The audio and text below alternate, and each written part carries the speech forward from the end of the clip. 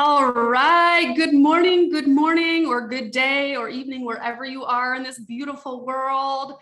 I am so excited to have my beautiful guest here today with me. This is Dr. Tanya English.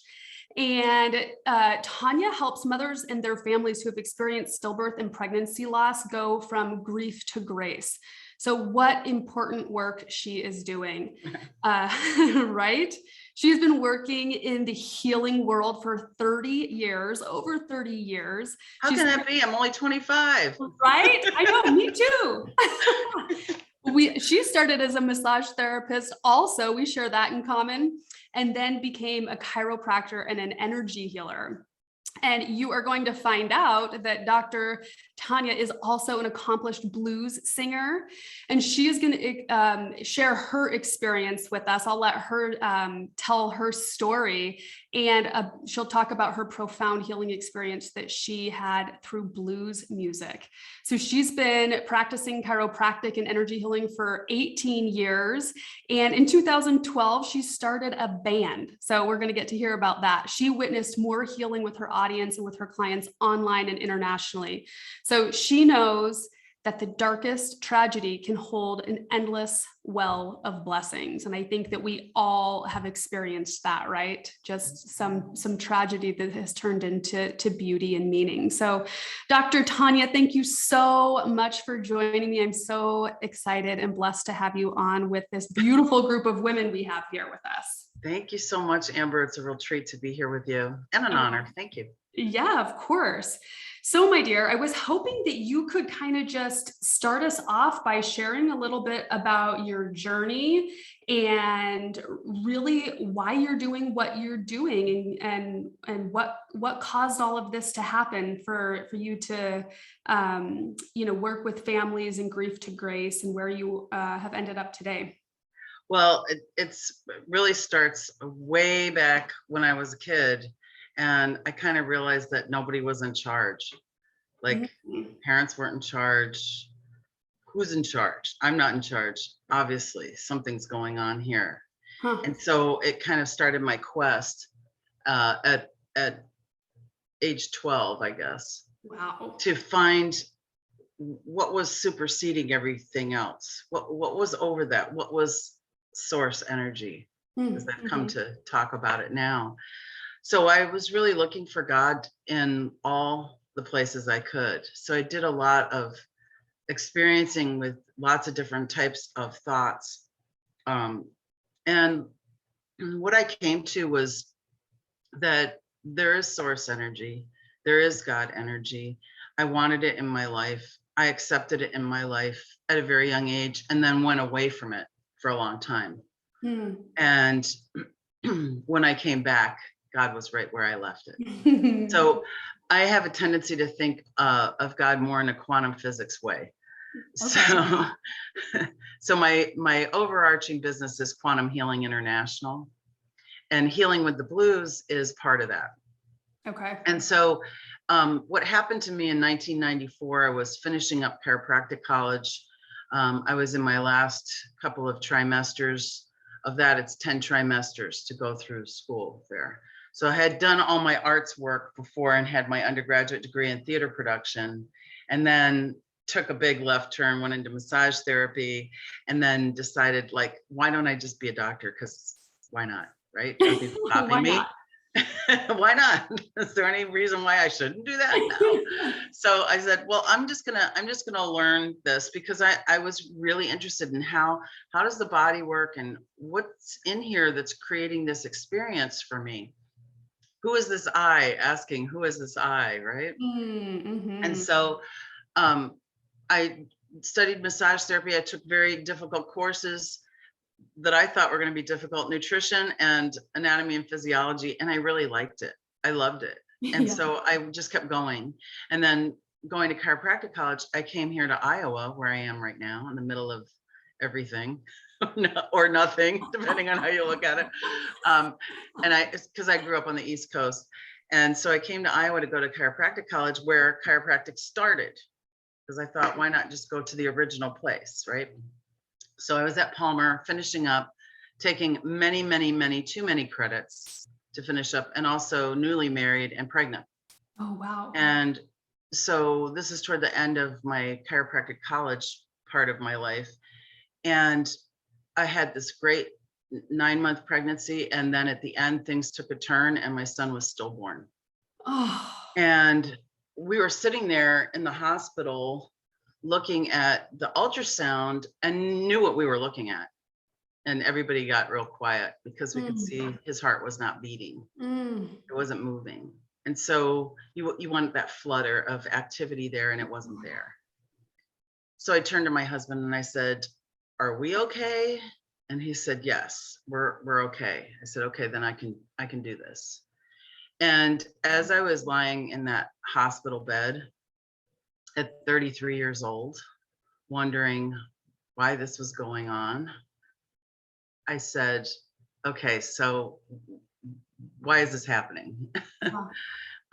I'm good to myself. I've treated myself well. I've been working on clearing out all the debris from my life. Why is this happening? And the thought came into my mind, well, do you really believe that everything happens to the highest good or not? And I thought, okay, well, let's see what happens if I go down that road of not thinking that. And it was really dismal. I mean, I could have checked out of everything and nobody would bat an eye. They'd all know why. Sure. And I had the perfect excuse to check out of life, Sure. and just become whatever that was. And that didn't appeal to me at all. So I said, no, I'm gonna believe that everything happens to the highest good. So show me the good. Show it to me right now. Wow. And I looked over and there was my husband, steadfast, faithful, loving, nurturing, healing, helping me to breathe through the whole thing. Because they put you on a lot of stuff in the hospital when you go through something like that. So he had to sit there and say, take a breath. And I'd breathe and I'd exhale and then I wouldn't breathe. Because I think they OD'd me a little bit. Yeah. So he's like, okay, breathe in again. So we came home, no baby. Oh, God. Neighbors came over. We want to see the baby. I'm like, baby didn't make it. Oh, I know. It's the worst to try to tell people that, because you're going to see what happens to their face. You're going to see what happens to them when that happens. So you're telling them these things and you don't want to say it. You don't want to disappoint them either, because you know how bad it's going to feel. Yep. And you're going through it. So going through the idea of, yeah, I believe that everything happens to the highest good. Show me the good. Show me what's good about this, because it feels pretty awful. And then little things happened that kept telling me God was with me. When we were on our way to our wedding, and by the way, I was pregnant at the time. When we're on our way, I overshare a little bit, okay? But it makes sense. We're on the way to our wedding and we went by a church and there was a small white coffin going into a hearse at this church we passed by. And I was like, why did I see that? This is the kind of question I ask myself. Yeah. Why am I seeing this? File it away. Yep. We're in our birthing class. Our birthing instructor says, I'm going to show you still births. Oh, I mean, still pictures of births. I can't believe I said that. Huh. So it's like a little ping, ping, like that. You're just looking for these things and they're happening. After we got home, we had a little dog at the time and the dog never went near any of the baby stuff. And I'm sitting on the couch with my mother and the dog comes in and is carrying a little lamb out of the baby's cradle and comes and drops it in front of me. I'm like, this dog doesn't do this. This is weird. We're standing in the living room, lots of windows facing the Mississippi River, and a blue balloon goes floating by the windows. And I look at my husband, I'm like, did you see that? He said, yeah. Is there a party outside? Nothing. And it was right at the level of our windows, which was about 2 or 3 stories up. Yeah. It was just bizarre things like that. Yeah. People came alongside, that I was nurtured, I was taken care of. There are also instances where I didn't feel protected and taken care of, but what you concentrate on, you grow. So I just put my attention on all the good things. Yeah. And that's what I help my clients do. Hmm. Put attention on the good things, because there's good in there. Now, here's the other thing that happened that was profound. Is I went to the Blues Fest that summer. It was like 3 months later. Mhm. And I had been praying, you know, God, just put me where I need to be for healing. Just put me there. Yeah. I'm at the Blues Fest. I walk into the tent stage because the Blind Boys of Alabama are singing. And I'm like, I need to see them. And I walked in there and I walked out different than when I went in. I had a major healing experience with them. And it was like the feeling of as much love as you can possibly imagine times 10. Wow. And feeling that coming in and feeling that enveloping me Mm. and allowing it to show up and just going, oh, I am loved. There is love. It's a rock. It doesn't move. I had a similar experience in Sedona, sitting between Courthouse Rock and Bell Rock a few years ago. Do you get it now? I hear this voice in my head. Do you get it now? The rock doesn't move. The rock doesn't move. The love doesn't ever go away. It gets rained on, it gets sleeted on, it gets wind on it. It's hot, it's cold, it's night, it's day. It doesn't move. That's the love that's there for us. That's the love that's there for everybody. It just doesn't go away. We can move into its orbit, into alignment with it, or we can move out of alignment with it. That's our superpower of choice. We get to do those things. So I leave the tent stage. My husband was at the main stage. We meet in the middle. He goes, "Are you okay?" And I said, "Oh yeah, I'm really okay." It brings tears because I think of how beautiful that was. Yeah. Now, that doesn't mean I was cleared forever of any sadness or pain, Sure. but it does mean that I have that to refer back to when I'm in that sadness and pain, when it does come up, because life is a spiral. So things come up again when that part of it's ready to be healed. Yeah. So somebody asked me the other day, are you ever done with grief? Well, yes and no, because when something comes back up to you, it's showing you, here's another layer of what you can receive from this experience. Here's another healing that can happen. And so like heals like, and if there's anything else like that that's happened, that could get healed too. So you're constantly up leveling. Yeah. So the gift that came was a few years later. That was the 18 years in between when I started chiropractic and that day.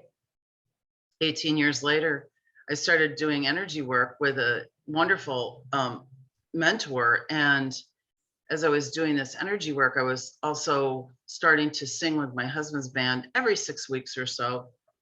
It was really nice. We'd go into a specific place, a location, and they'd have them come in every 6 weeks. And so I went in there and I would sing, also doing this energy work. And one day when I was singing in this place, I saw myself walk through the back door and go, "Oh, look, somebody's mom is singing." I was like, "Oh, I'm not doing that." So I said, "Can we have a band so I can rehearse this so I can get better?" That's what I'd really like. And we had a lot of friends encouraging us to do that because he's a bass player and he plays with lots of bands and blues bands in particular and rock bands. And he's like, "Yeah, we can do that. But you know, you're going to have to get gigs because they don't want to just come together to rehearse for you." Like, "Oh, yeah, right. So can we get gigs?" And he said, "Yeah, we can get gigs." I'm like, "All right, well, let's do that." So that was 9 years ago. Wow. And while I'm starting to come out as a singer and in this blues scene here and this music scene here in Iowa City, which is a very heavily music town, I should say. There's lots of places in the world that aren't. Iowa City is one where there's lots of musicians. There's a wonderful school of music at the University of Iowa. It's Big Ten university town. So lots of musicians here. And we all share musicians. So I have to share some of my players in my band with other bands, a lot of other bands. Wow. And so what we started doing was just going to jams in different areas, blues jams. A blues jam is a very easy place to go because the form is so familiar to people that they can fit right in, even if they're a beginner, and start to learn how to do it. So it's a very easy way to start doing that. So I started kind of making a little bit of a name for myself, showing up to places and training myself up. That's my husband's idea. He's pretty smart. And so when I started performing more, I'm seeing people having healing experiences. They're coming up to me later, telling me that they're having them. I'm doing it in the office with, here's my adjusting table over here.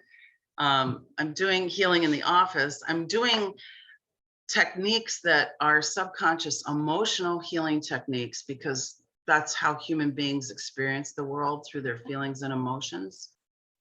So all of this learning that we do about hiding our feelings and not showing our feelings and not experience our feelings is what's making everybody sick. Yeah, absolutely. And, you know, when you push your feelings down, that causes dis-ease, which turns into disease if it's left alone. So the whole idea behind healing with the blues is to help people go through experiences that they label as tragic. And yes, they're tragic, but see, here's the thing, they don't have to stay that way. Because out of the tragedy is all these blessings that come forward. So blessings of knowing that people care about you, blessings of knowing that God's listening to you, blessings of knowing that there's something more for you. You may have to have the 2x4 of harsh reality hit you over the head, especially if you're asking for it. Show me. That's what I said. Show me. So I got shown quite a bit.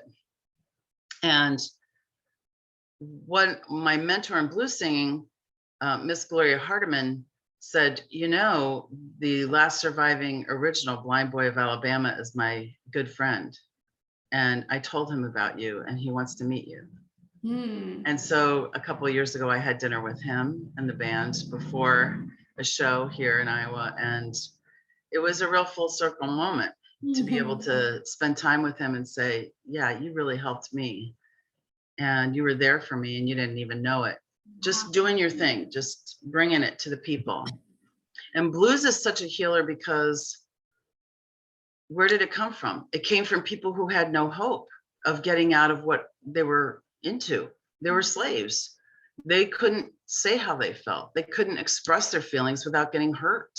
So they had to put it in some kind of way to help them through the day, because it started off as work songs to help them get through the day. Because when you're out there picking cotton for 14 hours a day, you need some help. Yeah. And if you don't know that you're ever going to get out of it, you need some hope. So the blues is all about that. It's about expressing your feelings, getting them out there, getting them aired out, just like you would any other wound, opening it to the air and letting it heal. Yeah. What we want to do with healing with the blues is help people who are in those situations, in those tragic situations, that they feel like maybe there's no hope. Maybe they feel like they're being punished for something they did. Yeah, that's a big question for people. What did I do to deserve this? Yeah, I asked that question. I asked that question a lot.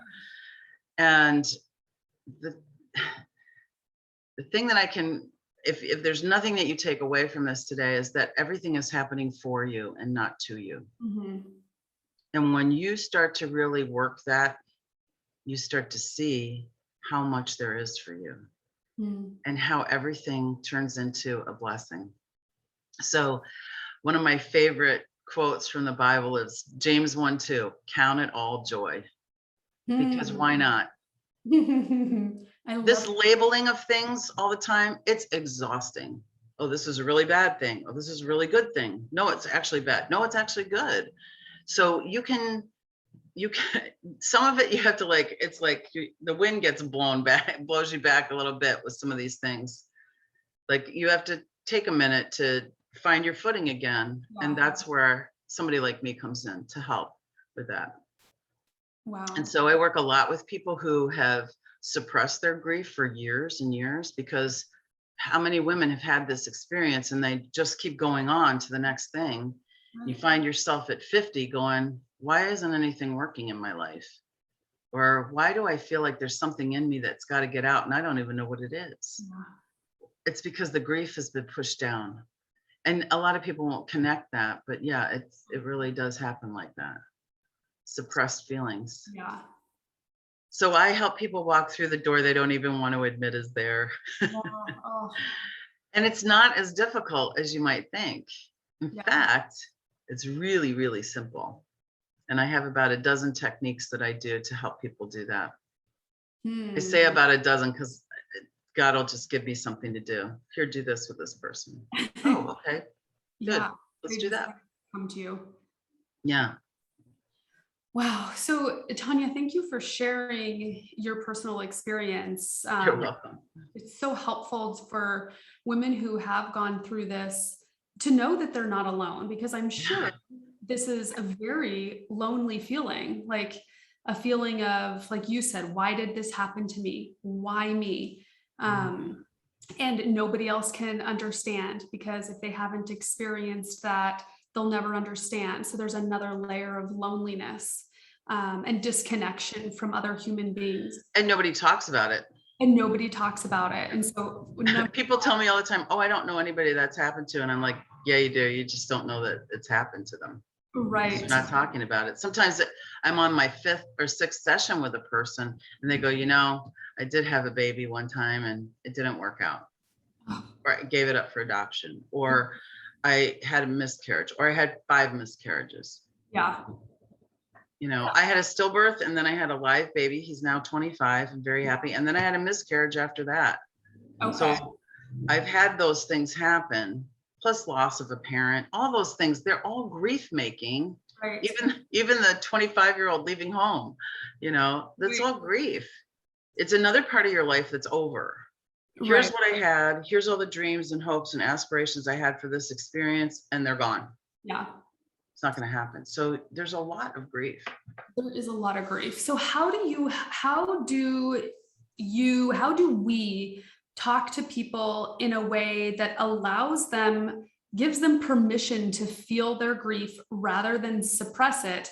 And on the other hand, not live in the grief. Sometimes, people will just live in it and let it take over their lives. So we have really two totally opposite ways that people can experience grief. One, experiencing it, and the other by totally living in it. So I want to kind of pick your brain about those two things. How do we help people experience grief in a healthy way? Because it's so important that we experience our emotions without letting it take over the entire rest of our life. Yeah, well, one of the first things that you can do is just ask them, what do you need? And can I bring you anything? Yeah. Or I have a webinar that I've done on this called 5 Simple Ways to Go from Grief to Relief. And I'll be doing that again, probably toward the end of the month, maybe the beginning of September. Okay. And one of the ways that I can tell you about in that is that you make sure that they go for a walk in nature. Wow. You just take them and say, we're going to go for a walk. And walking helps people talk. Mm-hmm. Walking helps people, especially if you're walking in nature, around a pond, in the woods, by the sea. It doesn't matter if it's in your own neighborhood, just going for a walk, getting things moving, allowing nature to take its course, because we know that nature heals. Yes. It's proven. Yeah, plenty of studies to prove that. I can't name one off the top of my head. That's not my forte to name studies. I can, and I'll put it in the comments. Yes, good. So it's really important for us to understand that having those experiences in nature causes us to get perspective and also grounding, because especially if you can get them to take their shoes off and walk barefoot. Mm-hmm. Because one of the things that's really great about walking on the earth is that it absorbs our negative energy and it straightens everything up. So walking in nature, putting your bare feet on the ground, which I do in the yard between clients or patients coming in, I'll go out and stand on the ground, walk around in the grass, play with my dog a little bit, and let myself be grounded in nature. It's so important. So even if they're not, even if you don't want to say, or you feel uncomfortable saying, talk about your loss with me, who wants to say that? Right? Taking somebody for a walk and saying, how are you doing? Tell me what's up. Because the walking will make them talk. It's really amazing. That's one way that you can do it. Helping people experience their grief, where they really have to to be ready to let go. It could be something as simple as watching a funny movie together. Because when you start feeling good, and because grief can be really exhausting, everybody wants to cry with you, and that lasts for weeks, sometimes months. Oh, I'm so sorry. Yep. People would ask me at school, because I had to go finish up chiropractic college, how's the baby? And I'd say, he's great. He's fine. All's well. Because I don't want to bring their day down, and I don't want them looking at me like that, and I don't want to have to go through the story. So just saying, yeah, it's okay. All's well. All is well. Yeah. And just allow yourself to have that feeling. And then I use specific techniques like emotional freedom technique, which is the tapping technique, right? Yes. And saying how you feel, acknowledging, honoring, and owning your feelings is really, really important and very, very effective. Plus, it's really simple to do. So I walk my clients through that all the time. Beautiful. And I have a free group that I'm in, a free private group, Healing with the Blues, and we do that. We do that not every time, but we do that occasionally, because I'm doing lots of other healing too. But you'll see it in that group too. Beautiful. And then for the people who, those are people that are suppressing. And here's something that my father-in-law used to say. He said, we walk through the valley of the shadow of death. We don't pitch a tent and live there. Grief does not have to be a way of life, and it shouldn't be. Right. And people that are stuck in that need help. Yeah. Because they're now becoming ill. Yeah. Mentally ill for staying in the grief, because they think sometimes in the back of their mind, subconsciously, that if they're happy, they're betraying the person who died. Right. Oh. There's a lot of betrayal in there. That feeling of betrayal. But here's what I'm going to tell you. You're going to have to get comfortable with death, because guess what? We're all going to do it. Ain't nobody getting out alive. So you better get clear with your philosophy on what death is for you. So it will take away your fear of death. So going through something like this. Tanya, I have what could be considered by some like kind of a taboo question, but go ahead. What do you think when we talk about like experiencing grief? It's very healthy. We need to experience our emotions, and we don't want to pitch a tent and live in the grief. Yeah. What do you think? And I know this is going to be totally different for different people. We're not all, we don't experience life in the same ways. But what do you think a healthy amount of time to experience grief and kind of live in your grief and own it and feel all of the feelings? How much time is appropriate before somebody says like, we don't want you to get sick over this and you're living in it? Yeah, I mean, it really isn't the amount of time so much as it is the amount of grief the person is experiencing. So for instance, I have an aunt. She was married to her husband, my uncle, for over 50 years. And when he died, suddenly, she said, people keep telling me I should take his shoes away from the back door, but I don't want to. And I said, nor should you. It's your time. You get to decide if that's right. If you want to keep them there for the rest of your life, do so. That's totally up to you, because it brings her warm feeling of her husband, who is like, I mean, that's like losing your right arm after so long together. They met in grade school, middle school. So when you're with somebody for that long, the other way that you can think of it is not so much the time that they're in it, but how much are they stuck in it. So if they won't talk about it at all, if it's taboo, that's a problem. If they talk about it all the time, right? Every time you see them, that's a problem. So those are the kinds of things when you want to talk to somebody about, like, there's something that needs to happen. You need to shift off of this, because you're now creating a pattern for yourself that isn't healthy. And people outside of you can tell you that, but only you can decide, if it's time. So, Ed and I, when we went through this, it was the beginning of our marriage. It was, we were melded together in a way that we can't be broken apart. And there's a lot of couples that go through this and they break apart because somebody gets stuck in the grief. Right.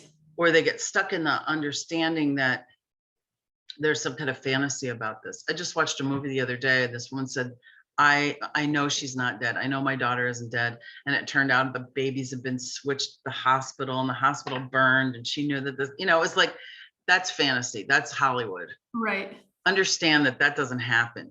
Right. Right. So if somebody's bringing up that kind of stuff, you want to make sure that you're following their lead, right? And tracking down everything, but also to like not negate them for feeling that way. Mm-hmm.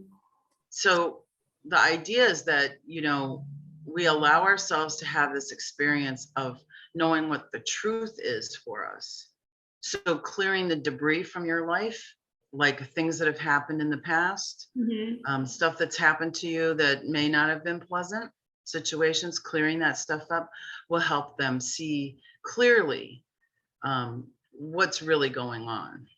Mm-hmm. And also to remember what death really is. And what it really is walking through a door. That's all it is.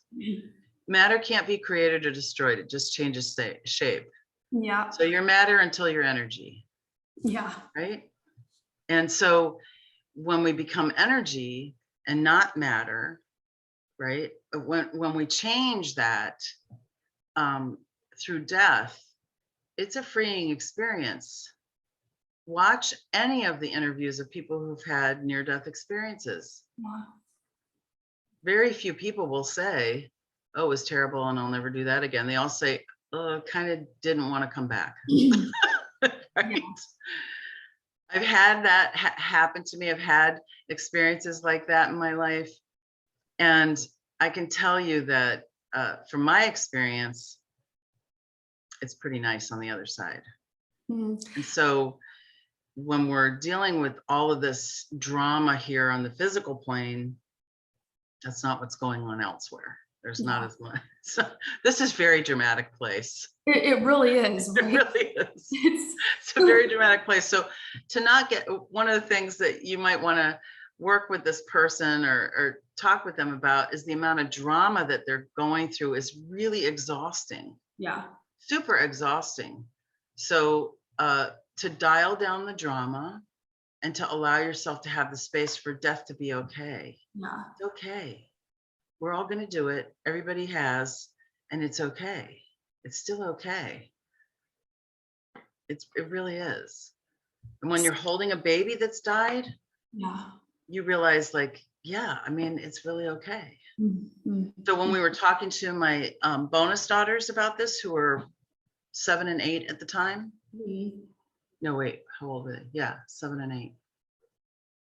We said, everybody dies and flowers die and people die when they're sick and people die from accidents and some people die because they're just worn out and some people die when they're little, but everybody does it and mm-hmm. It's okay.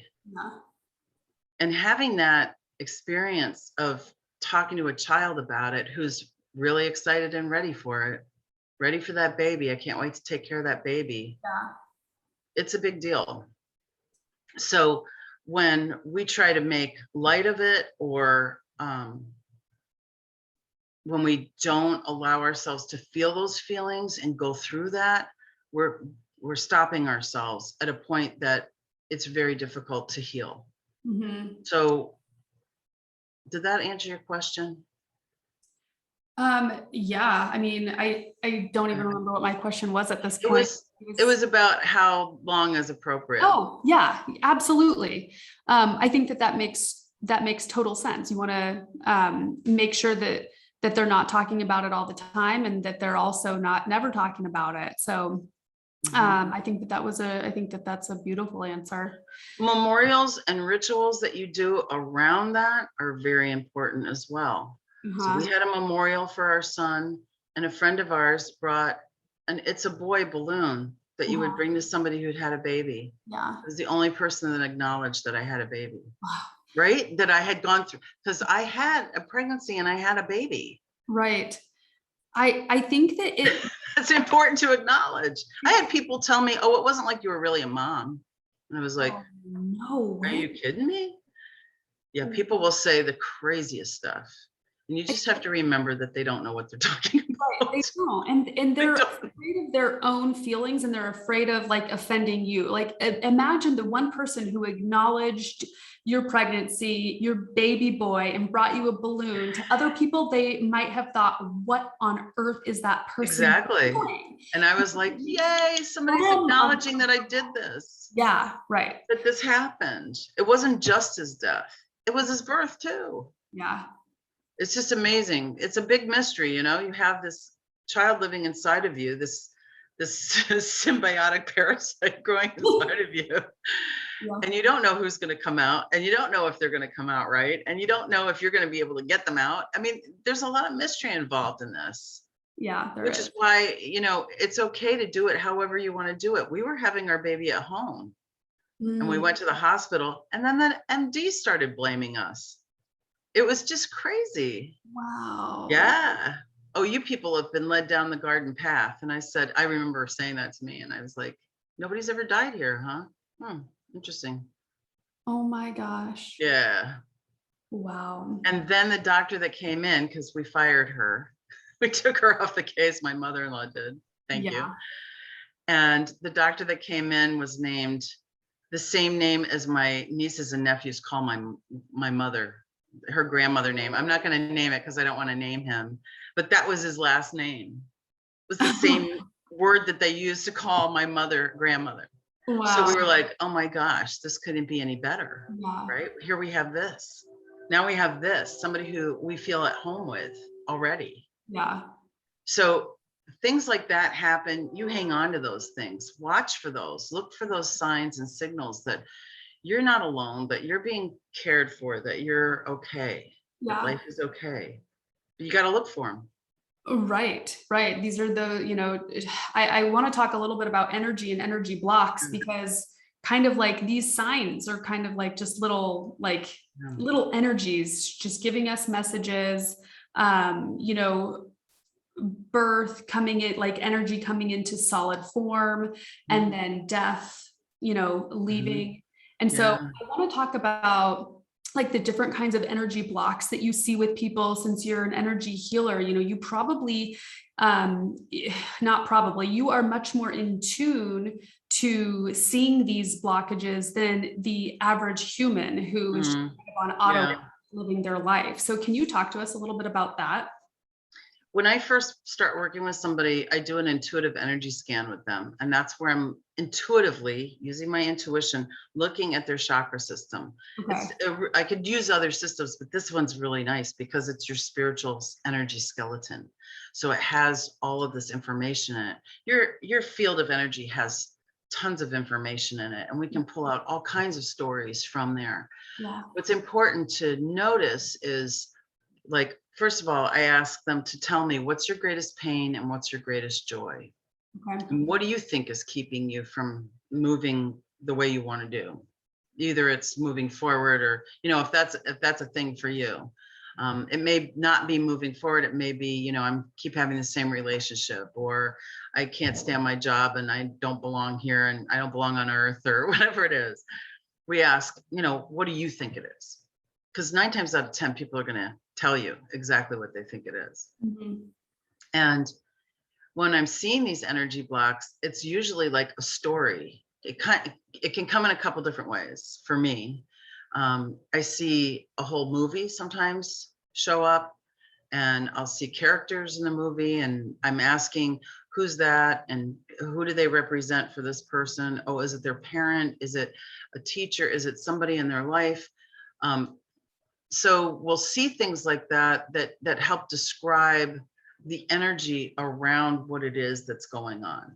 Does that make sense? Yeah. Okay, so I'll give you an example. The other day I was working with someone, and I said, I'm seeing like a father energy here that is rejecting you. And I don't know that it's your father, but it's father type energy. Could be the government, could be an institution, a father type energy, could be, the man keeping us down kind of energy, Yeah. rejecting you because there's something not right about you, or you're different or something. So she's like, well, my father really loved me.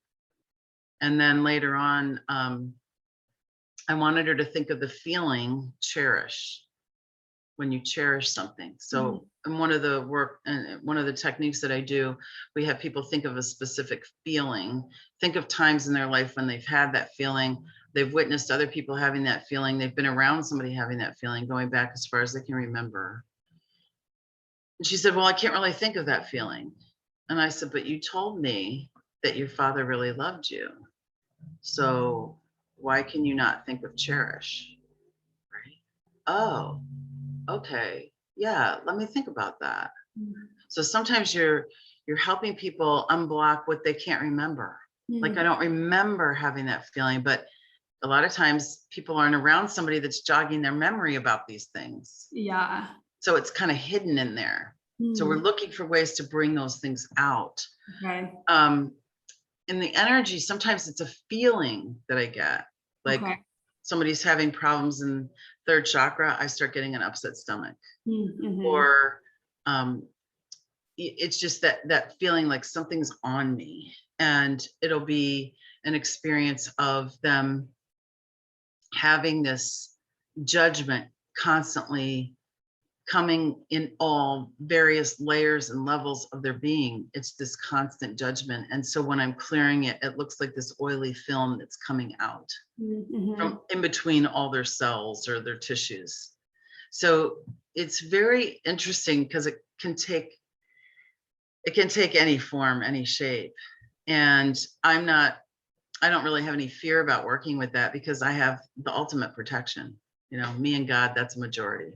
So I don't worry about that too much because I know I'm protected all the time. Plus Archangel Michael's around and I can just call him in. So I'm very practical about these things where other people can be more, well, it's, you know, this thing and they're using this kind of celestial language. I don't know how to say it any other way, but it can't, sometimes that can't really land with people. So I try to keep it pretty basic and pretty down to earth. Like, here's what I'm seeing. I'm seeing you walking down, I'm looking at your crown chakra, and I'm seeing you with a crown on your head, but the crown is tilted. And so everything that's coming in from source is spilling out and it's not really getting into you. I might see something like that. Yeah. So then we work on that. And make sense of. Yeah.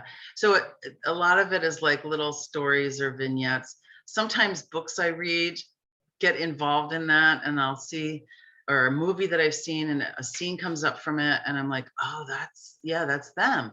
A lot of healers that I work with have been killed and persecuted or tortured for what they knew or their place in their tribe.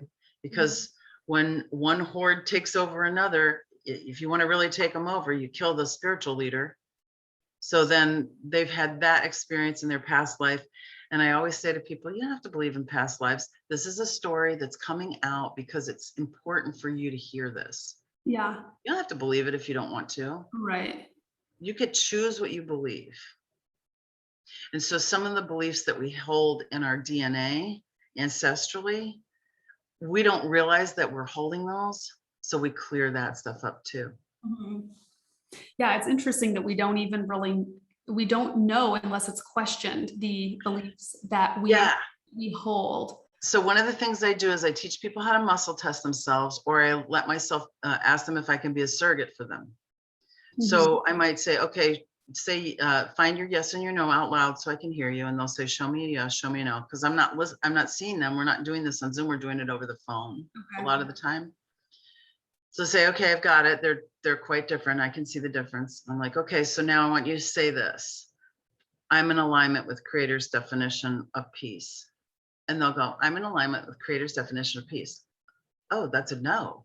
I'm like, and then we talk about ancestors. So we do some theta healing. That's theta healing work. I was just going to say, I've done a lot of theta healing, and man, has that blown my mind, and also, you know, challenged my belief system. I have had profound breakthroughs with theta healing. I didn't know you did theta healing. Yeah, I do a lot of different things. One of the other things I do is I use a Healy. Do you know about this? This is a Healy. It's a frequency device. It generates frequency and it maps frequency. Interesting. No, I've not From heard. Germany, and I use this too with people. I've been using it on myself for about a year, and then I started using it with my clients and my patients, and I'm getting up to speed with it. But it's amazing how accurate it is from what I'm seeing with somebody and what they're seeing through the Healy. Like, it's like boom, right on. So it's kind of fascinating, because when we start looking at like, well, could I do this myself? Yes, you can do it yourself. You can do this yourself. Now, is it different than working with a person? Well, when I'm working with somebody, we're bringing this stuff up so that you know what to do with this. Right. You need to process. So it's amazing, amazing. And it has many different programs on it, hundreds of programs on it that will help bring your frequency up to the level of health. Oh, interesting. Really? Yeah, it's really cool. So if you want information about that, let me know. I do. I'm gonna have to pick your brain on that. Okay, good. I'll send you a little 11-minute video and you can watch that first, and then we can talk on the other side of it. And anybody who's watching this too. Okay, cool. You can just message me at healingwiththeblues.com, or you can go to Dr. Tanya at healingwiththeblues.com. Awesome. Feel free. Message me on Facebook. I don't care how you get to me. Just get to her, people. Just get to me. That's good. But here's the thing, it's like, people ask me a lot, like, oh, I have this friend, I have this friend, I have this friend. And I'm like, listen, you do this for you. Yeah. And then you can talk about it with your friend. Yeah. And say, this is how it changed me. Yeah. This is what transformed for me. So when I'm working with people, what they experience is more peace, lightness, centeredness, feeling more creative. When I work with creative people, they get more creative, like exponentially creative. People who are in business make more money. It just is clearing the way. My understanding and my belief is that we can make this heaven or we can make this hell. Yeah. And why not let it be heaven? I mean, all we have to do is get out of the way. Wow. And get into alignment with those things. So allowing yourself to discover what are you holding in there? My ancestors believed that you had to work really hard to be successful. Right. And your arm goes, yes, you don't have to work really hard to be successful. What you have to do is be in alignment with success and allow it to come in. Right. So big difference. That might be hard for some people. Oh, absolutely. I think it is. I think it's hard for the majority. And I think it's so easy. And I don't know why it's easier for people to stand in their own way and hold themselves back. And maybe it's I'll tell you why. You know why? Why? Because that's what that's what they're taught. That's what's been handed down for eons and eons. Right. I'm going to talk a little bit religious here for a second, for those of you who don't want to deal with that. This is not me trying to convert you, but one of my greatest motivators has been Jesus saying, all these things you can do and greater than these, if you believe and do it in my name, which means do it how I do it. And I asked my mother-in-law, who was also a pastor, had two pastors in my life. My husband is a PK squared, pastor's kid squared. I said, why doesn't anybody ever preach on that? She said, oh, it's dangerous. Huh. People knowing they have power. Are you kidding? I'm like, yeah, it's true. That's, in my estimation, that was one of Jesus' greatest teachings.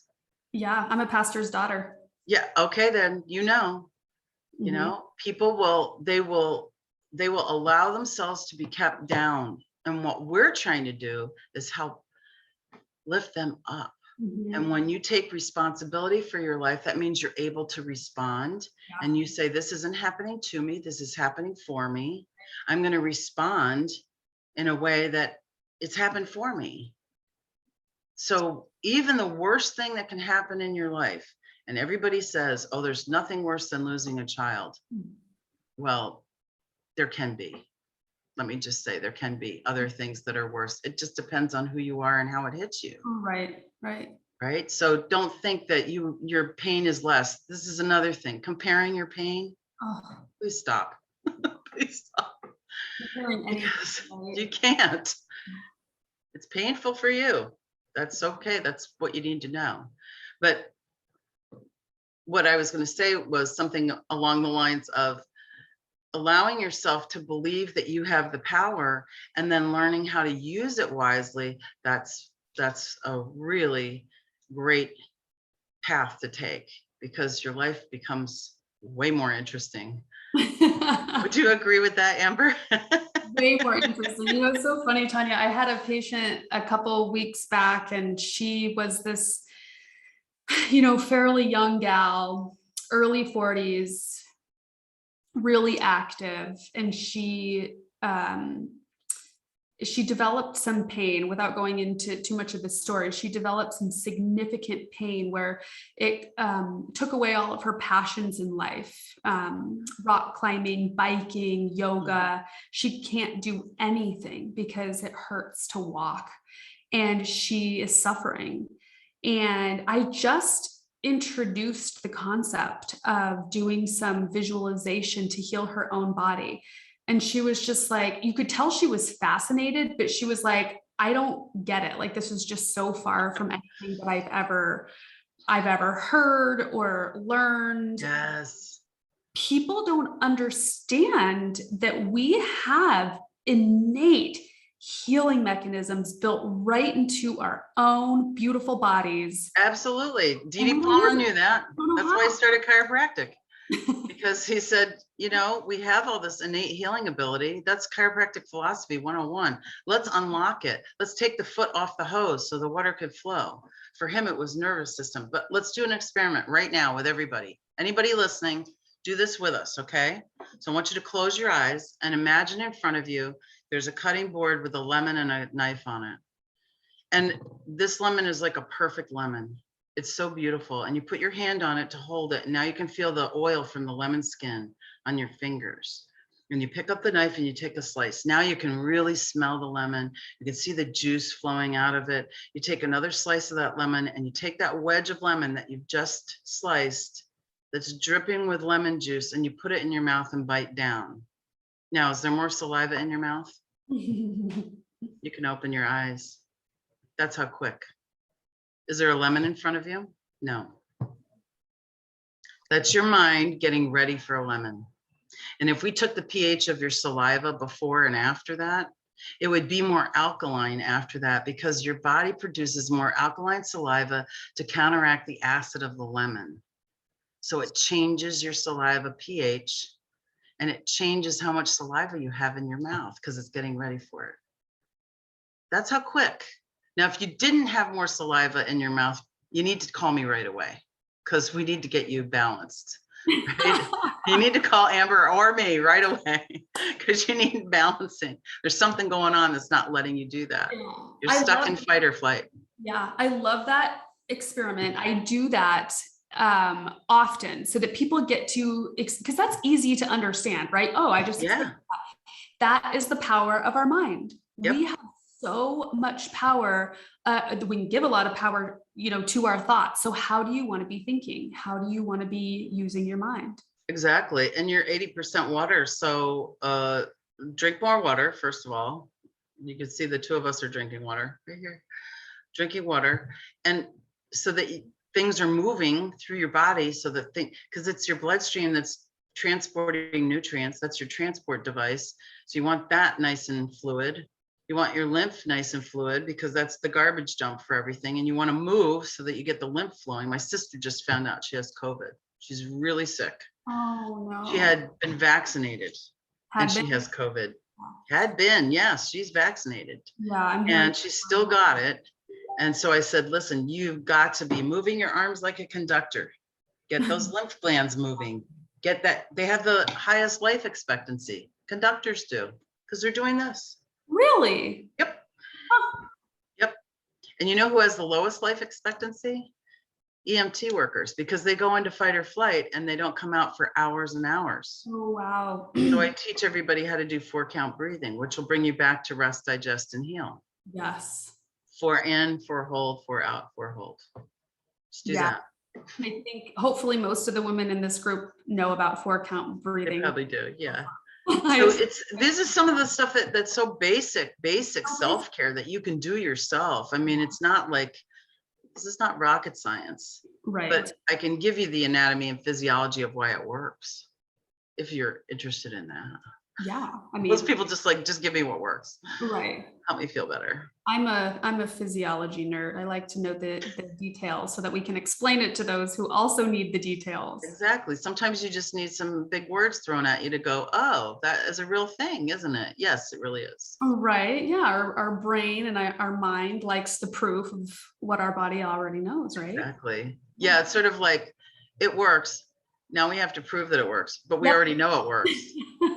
All right, well, now so here's what I'm going to say about that. Quantum healing and quantum physics, you don't really do double-blind studies on that. Not really, because the observer changes what's observed. Yeah. So is it a photon? Is it a wave or a particle? Yes. Depends on how you look at it. So we're living beings, and that's quantum physics. Newtonian physics is the physics of inanimate objects. And yet, medicine is based on Newtonian physics, not on quantum physics, most of medicine. Yeah. So inanimate objects, you put a billiard ball on the pool table, you hit it from one side, it bangs into another ball, and that goes in the pocket. That's Newtonian physics. Quantum physics is particle or wave. How would you like it? How would you like your mind to be thinking about your physical body? And somebody that's that physical that you just described, that doesn't know about visualization, I mean, every Olympic athlete you're seeing practically knows about visualization because Right. they're visualizing themselves doing the action. I remember a long time ago, Greg Louganis, who was a championship diver, would stand by the side of the pool and he would go through the motions like this of what he was going to do, and then he'd go and do it. Yeah. And that was him visualizing. And the body doesn't know the difference, like you just experienced, between something actually happening and you imagining it. So you can go into fight or flight, and then that becomes a subconscious pattern that you're doing and you're not aware of it because it's subconscious now. Right. So an example of a subconscious pattern is driving to the grocery store to get something. Are you thinking about driving? No. You're thinking about what you're going to get at the store. You don't have to think about driving. It's a subconscious pattern. You've done it enough so that now it's subconscious. I remember my son, when we were teaching him to drive, he's like, how am I going to do all this? Like, you will. That's the cool part, is you will be able to do this without a problem. And you won't care about oncoming traffic. You'll process it. Yeah. That's how quick. So feelings can happen like that too. And feelings are what creates our physiology. So if it's a negative feeling that puts you into fight or flight, that can become subconscious physiology. So let's say you've been abused as a child and you hear footsteps that are the same cadence as the person who was your abuser. You go into fight or flight when you hear that. It's a trigger. Yeah. So what we do in healing is help remove those triggers so that now it's not happening again. This is PTSD. It's happening right now. When we start doing these healing techniques with people, I say, think about it now. And they're like, it's like it was a dream that happened. See, it's gone. It's not in the present time anymore. Yeah. That's amazing. It is amazing. It's really amazing, because when you watch somebody who's been suffering for years with post-traumatic stress go, yeah, that's no big deal anymore. I'm like, yay, tell all your friends. Right. But people keep this stuff secret. So I'm going to challenge you all who are watching this to share with people that healing is easy. Suffering is hard. Healing is easy. Yeah. Suffering is hard. Quit suffering. Healing's easy. Okay, love, I have one last question that I like to ask all my guests before we wrap up here. If you had a 30-second broadcast to the world, what would your message be? That we can find treasure in tragedy, and we can go from grief to grace. And that the deepest well of tragedy can become a lifetime of blessings that you can pull out of anytime you want, and that you don't have to suffer. And also that healing is easy and suffering is hard. So don't let yourself suffer, and don't let your friends suffer either. I love that. That's so beautiful. It's a little bit shorter than 30, but that's probably even better, right? Short and concise. And then usually what I do is I just sing, healing with the blues. That's right, I'm healing with the blues. I've got nothing left to lose. That's why I'm healing with the blues. Woo! Amazing. So Dr. Tanya, you mentioned that you may have a little giveaway. Oh, a little gift, yes, that's right. Watching. Would you mind sharing the details of that, and then also how people can connect with you, follow you? Absolutely. So if you go to healingwiththeblues.com, that's the website, you can sign up for a 15-minute complimentary consultation with me, and we're going to do healing during that consultation too. If you sign up for that and you put in Amber's name as the reason why you got here, it says, how did you find us? And you put in Amber Hollis, then you'll get a beautiful little chakra problem and affirmation little giveaway that I'm doing. It has each chakra and the problem that might be attached to that chakra, and then it has an affirmation that you can use to get yourself out of that experience. So awesome. That's for you. Mm-hmm. What a gift, you guys. So healingwiththeblues.com, that's where you can go to schedule your free 15-minute session with Dr. Tanya. Take advantage of that. I mean, this is obviously, if you're witnessing this, you don't want to miss that. So, all right. The one other thing that I have is that I do have that free healing session that I do every Tuesday morning at 9:30 Central. If you join the Healing with the Blues group, you can go back through the last 2 years of those. You can come live. If you're interested in getting more information, just go to Healing with the Blues on Facebook, Instagram, it's all there. Thank you so much, Amber. It's been such a joy to be with you. Thank you. I love your beautiful energy. Oh, you too. I appreciate you being here and blessing us with your energy and all of your tools. Thank you so much. Thank you so much, Amber. All right, everybody, have a beautiful great day. day. Bye.